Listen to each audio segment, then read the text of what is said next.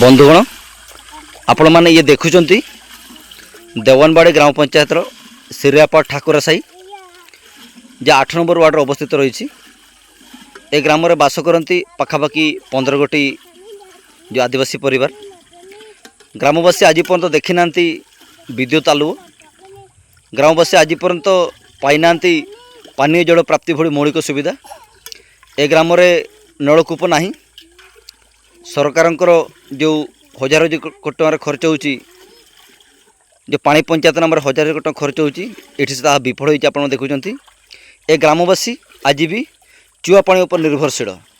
निश्चित भाव ये दुखद विषय, ये हृदयस्पर्शी वीडियो, हृदयस्पर्शी दृश्य। स्वाधीनतार 7 दशंधि पर मध्य आज भी ए ग्रामवासी ए 15 गोटी आदिवासी परिवार से पानीय जल प्राप्ति भली मौलिक सुविधा से आज पर्यंत वंचित होती। ये हूँ मयूरभंज जिला कब्जा ब्लॉक देवनबाड़ी ग्राम पंचायत जो सिरियापाड़ ग्राम निकटस्थ जो ठाकुरा साई ग्राम जहाँ 8 नंबर वार्ड अवस्थित रही।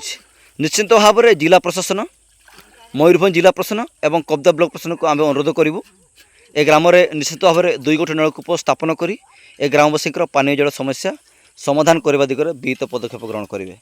सर सकाळ प्रतिनिधि गामा रेमिल सिंह।